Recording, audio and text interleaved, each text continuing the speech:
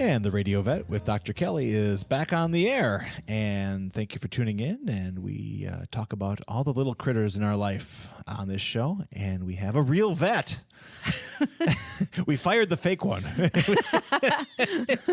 we got a real one. Dr. Kelly, who works out of Mequon at the Easttown Veterinary Clinic. And, I think some of our listeners may have been a little nervous between last week and this. Maybe they're having a little separation anxiety you're right. to the show. That's what we're going to talk about today. So we're today. back to talk about that. So we talked about barking last week, and one type of barking did have to do with anxiety. So I thought, well, why not talk about separation anxiety this time? So I see a lot of separation anxiety, probably in part because I see a lot of secondhand dogs. What a sad title. All right. People like to call them rescues.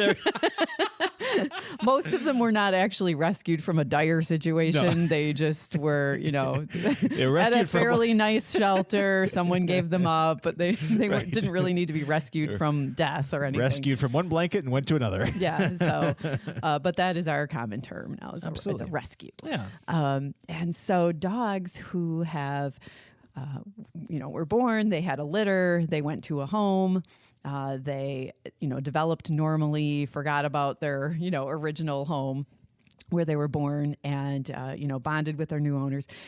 If they lose that home all of a sudden, they're taken to a shelter one day for whatever reason. Sure. And they get a new home, there is definitely trauma that can occur in the susceptible dog brain. And so when they do get adopted and they like their situation, after about a month, maybe 6 weeks, separation anxiety can appear. And it often appears as a dog who visibly becomes anxious when you start to get ready to leave because they know what your cues are that you're leaving. And they maybe become quite a bit worse if you put them in a confined space, particularly a crate or a kennel. Sure. And the typical behaviors that they will exhibit will be excessive drooling. When you come home, there's a huge, unbelievable amount of saliva sitting where the dog's been sitting. Sure. Or you can tell that they have been trying to get out. They have aimed some sort of destruction, like scratching at wooden door frames or the back of a door or pulled down curtains around the window. Often their destructive behavior is aimed at the exits, what they perceive as a way to get to you. Wow. Yeah. It's powerful stuff. I know. It's terrible. It's really sad because this is a panic disorder. Yeah. It is based on anxiety. And, we think it's because, you've left and they experienced trauma when they were left by a previous owner that they were bonded with. And every time you leave and they're home alone, they just don't know if you're coming back. Now, I have a question that probably will seem amusing, but I swear this is a serious question. Does this ever crop up in cats? Supposedly, but I've never seen it. Because cats are so much more, they just seem a little more comfortable in their own skins, so to speak. And it's not that they are somehow less sensitive to psychological trauma. Yeah. But that doesn't seem to be how they manifest it. Okay. Yeah. Just curious. So, and then piggybacking on that, are there any breeds who you seldom, if ever, would see this in? Is there like, oh wow, there's like a separation anxiety free breed? Yeah. Unfortunately, no. That would be great. So, but we do see it more in some breeds than others. Okay. Well, let's talk about. If it's, unless I'm jumping the gun, but no, that's fine. Yeah. Let's talk so I tend to see it more in herding breeds. Okay. So German Shepherds, Australian Shepherds, Border Collies. I guess I haven't seen it much in Shelties, but a few. So animals that were bred originally for guarding a herd. Sure. And I suspect... Understandable that maybe they would have an issue maybe. like that. Although I suspect that This is going to sound insulting to other breeds. It has to do with intelligence. I think that the smarter the dog, the more prone they are to anxiety. Sure, absolutely. I mean, no, that makes perfect sense. I can see that. Or the more potential they have to be prone to anxiety. I think in humans too. Oddly enough, I don't know. I don't know. I've met some, like my more anxious friends, and I'm one of them. I'm one of the anxious people. I think are also remarkably brilliant. I do find that it's a weird sort of thing. Maybe there's a connection there in people too. I don't know. Yeah, I don't know. I don't know. Of course, we don't chew the doors. No, or rip the curtains. Thank as much. goodness. We don't have the teeth for it. No. We would be in terrible shape then. But oh my! And it's not that I don't see separation anxiety in non-herding breeds. I certainly do. I see it in again most often in dogs who've been rehomed. Sure. But it can also crop up in dogs who've never been rehomed, and we don't know why. Yeah.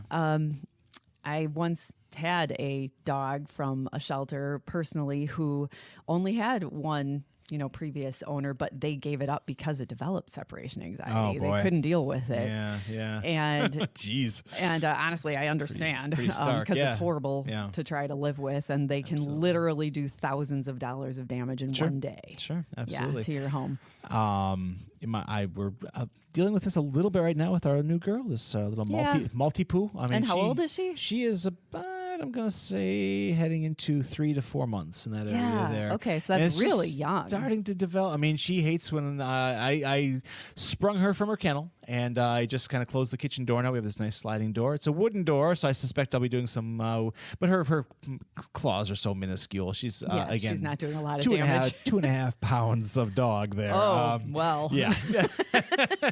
But you feel terrible. I mean, when I leave for the day, I'm kind of I try to remind her that I will return. Not that the English language has much. So what do you do? So what can you do then when you have to leave? Yes. Is obviously you could probably bring your dog everywhere and maybe no one would know. But I'm going to let the library director know that we have a library pet now. It's a library dog. And file in the 300s. What we want to do as part of their treatment is one thing we want to accomplish is to uncouple the beginning of their panic with noticing your leaving cues. Yeah. So a dog learns pretty quickly that when you sit down on this chair, put on your shoes, grab your coat, and grab your keys, that you're about to leave. Yes. So dogs with separation anxiety start to panic when they see that particular behavior from you. Sure. So one way we deal with that is by hiding it, not letting the dog see it. So some people will, maybe an hour before they leave,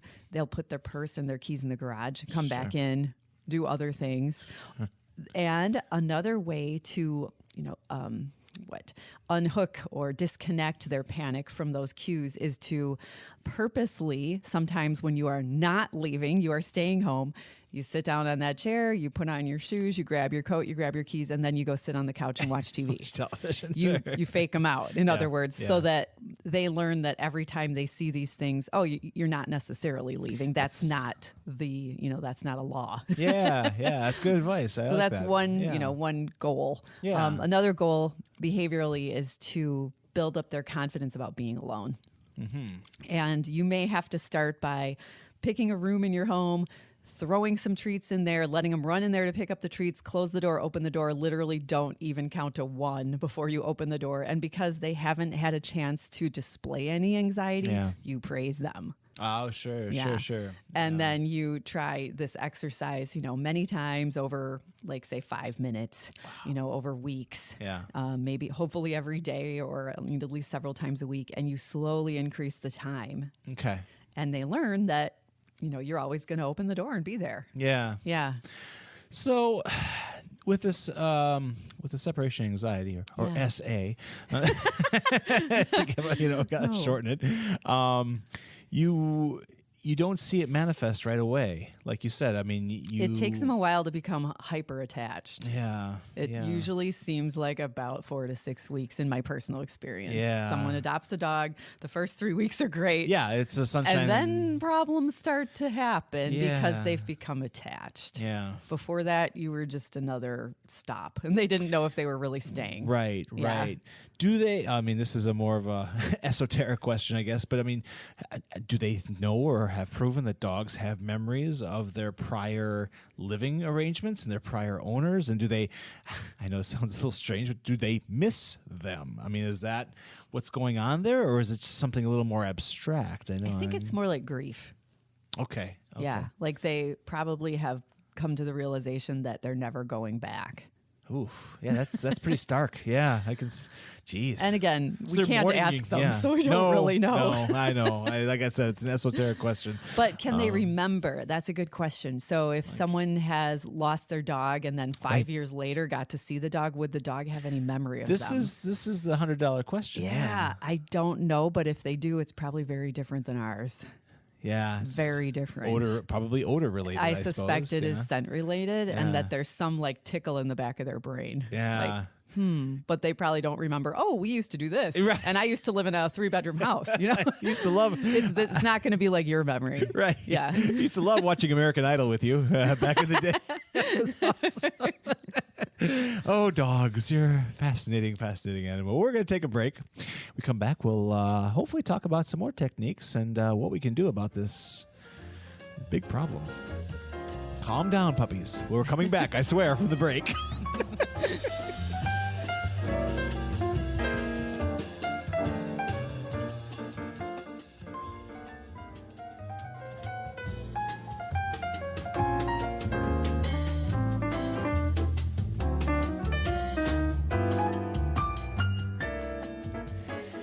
And we're back with the Radio Vet with Dr. Kelly, and we're talking about a nerve-wracking topic today, separation anxiety. And as I promised, we came back from the break. We're here. So yeah, things you may notice, early, or what are other symptoms besides drooling and not wanting to go in a crate. Absolutely. Barking. Yeah. Long stretches of barking That's while you're my gone. girl's chosen Maybe expression. Pausing for a while and then going back to it again. Oh, Destruction, as I mentioned. Going to the bathroom in the house where they didn't before. Sure. Yeah. So Sure. say the first 3 weeks of a new dog at home who's an adult and already house trained, no problems. But then you start coming home, to messes in the house, and that's a new problem. Sure. That is a big symptom of separation anxiety. And that's when people really start trying to contain them, which makes them worse if it's a small containment. Well, my girl, it's funny when I walk her to the her little kennel, which we pick her up constantly throughout the day. She's actually carried more than she walks, as far as I can tell. But my daughter just thinks she's a princess and I'm going to hold her all day long. Right. And that's fine. I said her legs are going to atrophy, but that's fine. But when I walk her across the living room, because I'll have to pick her up on the way out to the door and go across the threshold in the main hallway into the kitchen, I feel her whole body becomes this tense rock. And I'm like, oh, you know where you're going. And so I hate that. And I'd like to not feel that way. Luckily, we're not doing the kennel anymore. We're just closing her in the kitchen now, which is vinyl flooring. So whatever happens, happens. And that's okay. It's easily, So today was her first day. So I don't even know. When I go home for lunch after this broadcast, I'll let you know. There's no more vinyl flooring. She has removed it. Stacked it neatly in the corner. Each square. It's very nice. I like her approach. No, but I mean, She may be a lot less anxious being left in a larger space. I hope so. That's the goal. I find with mild separation anxiety, when people are like, we put the dog in the crate and now he's got 3 broken teeth and we have to, have this dental work, and what should we do? Self-harm. Sometimes it's let's take a leap of faith and not use the crate. Yeah. And in a lot of cases, they're okay. Let's close the deal. That was okay. Absolutely. They're probably still doing some pacing, but at least they're not destroying anything and they're not hurting themselves. More room to pace. That's great. Have more options. I think options are good for because the smallness of the crate does make it worse somehow. Yeah, I understand. I mean, it's like a little claustrophobia. I guess I don't know if that translates to dogs or not, but it may just be that it's a really in your face kind of barrier between the pet and you. Sure. It's you're in jail. Yeah, exactly. You're basically been incarcerated for the day. So if they're left in a room with the crate as an option with an open door. Yes, they might actually go in it. I did just that when I left this morning, so we'll see how that all works out. Plus various blanket options, one of which is in front of the register where the heat comes out. So I have a feeling she's going to really opt for that pretty quick. So we're hoping for the best. I would. I mean, it's just me. So in more severe cases, where real damage is being done, the dog's basically in danger of losing its home again. Yeah. Because you can't live with that for very long, or a lot of people just won't. Yeah. Understandably, I think. So, and the larger the dog, the more the damage, I would think. I mean, and when someone comes in and their dog obviously has moderate to severe separation anxiety, I try really hard to get them on 2 medications, one that takes a while to start working and one that's going to help right away. Yeah. Absolutely. And then we eventually probably don't need the one that was, helping in the short run. Yeah. In order to deal with it. So again, what the medication will do is not only take down their anxiety level chemically, yes, it will help them be in a place in their minds where they can actually learn. Sure. Because when they're experiencing the level of stress and anxiety that they are experiencing, they really can't learn very easily. It's just blind terror. I mean, it's fight or flight. It's all that kind of stuff. And usually not a lot of learning goes on in those modes for us either. You know, I mean, that's absolutely true. Yeah. Interesting. Exactly. And what's strange, I think, about the medications, the most common one that's used, more long-term, therapeutically, those are the SSRIs, the selective serotonin reuptake inhibitors. Everybody's familiar with Prozac and Paxil and Zoloft. Well, they've been around long enough that they're available generic and cheaply. And so now, dogs can take them. Dogs who don't have insurance. And it's wait a minute, reasonable. Something's very wrong here. We'll get into that some other show. It's a different topic for another day. Yeah, so those are commonly chosen for therapy, along with the behavioral approaches where we teach them to have confidence being alone when they can't see you, and we teach them that grabbing your keys doesn't mean the end of the world. So something you may want to do if you carry your little dog around and you feel her body getting tense. Oh, sure. Do that when you're not leaving. Yeah. Oh, and but actually, it's funny you mentioned that. I mean, if I pick her up, I'm usually sitting in a recliner because we're going to snuggle for 2.5 hours. It's my teddy bear. But I don't really walk around the house with her. You just kind of. So if you go through your walking toward the kitchen routine. Yeah. You may feel her tense up, but then you go back to the recliner or you set her down and do something else. This is why Dr. Kelly has paid the big bucks. Right. I didn't even think about that. That's a great idea. So we'll begin that today. Yeah, just because she has learned that cue, and it does begin her anxiety because you can actually physically feel it when you're touching her. 100%. It's like this little. Imagine picking up a tense brick. It's like you pick up a brick, but it's heavier than the usual brick. It's just she may be tiny, but she's all muscle. She is. I think I absolutely agree with that. She's a little multi-poo. But so have you seen any recent cases where I guess I'm looking for right now are happy endings? Happy endings. Yes. So I remember one patient who developed anxiety at a specific stage of puppy development. It was actually, I think, around 8 to 9 months of age. And weird. Okay. It's named, and it's not as predictable as we would hope it would be. It can occur anywhere from probably 6 to 12 months of age, maybe even longer, but it's called their second fear period. It's a period of brain development. So all puppies have their first fear period around 8 weeks of age. And it's just this stage of brain development in which they can be they're afraid of some new things, but when they're at 8 weeks, they recover easily and they move past it. Okay. When they're at more like 9, 10, 11 months, that's when it can become permanent.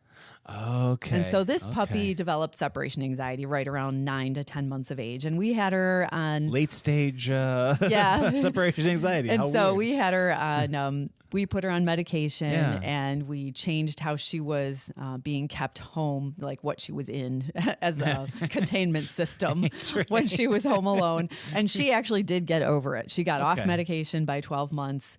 She was pretty done. quick, actually. I mean, that's a it was quick actually really quick. turnaround It was actually really quick. Huh, interesting. And then there are many who improve with medication and behavioral therapy, although I honestly don't know how much people are doing at home behavior-wise because people are, they're busy and maybe they're hoping the medication alone will be enough because it's easier to take a pill. Happy pill. Well, you need another happy pill. And they'll think, okay, well, they've been on it for a few months. They're better, but they still kind of have it. So maybe the medication isn't doing anything. And then they try to stop.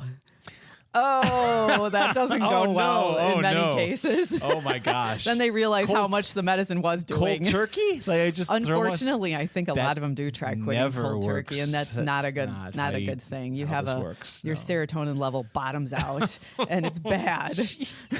For a dog, especially, I can just imagine this little, 12-pound, 15-pound, 20. I mean, that's holy cow. That's not a way to go. It's funny we're talking. It's about the same time as the separations. I have noticed that our little girl just this week started to bark at strangers in the house. That's new. It's around the same time, and I don't know if it's like puppy brain developing. And again, she's at the sort of at the 3-month, 4-month area. But for a dog as tiny as she is, she's microscopic. Her development is sped up. Okay. So a giant breed dog, like say a Great Dane, sure, they aren't done with their bone growth till 18 to 24 months. Okay. Your dog's probably already done. So I can stop shopping in other for ways clothes. Might be sped up too. Interesting. Yeah. Oh, so maybe we're at that 9. Maybe that's because it was unexpected. Like the other day, my daughter had a friend over, and she just, she wasn't vicious. She was or like, stranger. Yeah, that kind of thing. Yeah, that kind of bark. Stranger. Yeah. Which is new because again, before she didn't care. She was just like she was happy to see everybody, and now she was just like, oh. Well, now she's also developed a sense of home and what belongs. She's like a toddler. Everything belongs in its place. She knows where the TV belongs, the remotes. Absolutely very good. Right. So maybe until another few weeks passes, you don't want to rearrange the furniture. You might really turn her world upside down. No major Nothing can change. projects. Absolutely. Well, so there's hope. I mean, that's what's nice to hear about with separation. She may just continue passing through it and be done. Yeah, that would be wonderful. Absolutely. And then, hopefully it stays very mild and then it's done. Everything about her is mild. Okay, that's good. She's so small. It's just like, But again, and with separation anxiety too, if you're in the thick of it or in the throes of it, obviously you need help. Address it now and talk to your vet. Talking to your vet's probably a really good place to start. It can be so bad. Yeah. Some people try to keep take the dog with them, but keep them in the car while they're at work if they're in the right kind of climate, and they come back and the seats are completely ripped up. Yeah. Yeah, or worse, they may repaint your car with bodily in a stuff. couple cases, I've had dogs break through windows to get out, actually break out. That's like of major cars and homes, self-harm. Exactly. Stuff. And I had one dog chew a 2-foot by 2-foot hole in the side of a trailer.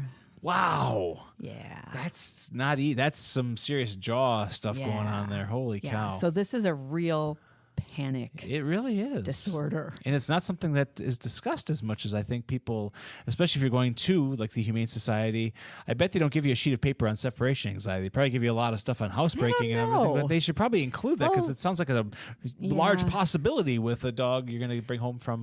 I bet some places do because, we're pretty, I feel like in Ozaukee County and the Milwaukee, area that we have really good humane societies. Right. I really feel like that. Well, if they're not, they should. Because it really is a topic that's not going away anytime soon. That's for sure. So interesting stuff as always. Well, thank you for coming in. And you're welcome. And I know you're coming back. You're coming back, right? I'm coming back. Okay, I will always come next back. week you're coming. Okay. All right. I don't have to chew through the library. Take your Prozac. We'll see you next week.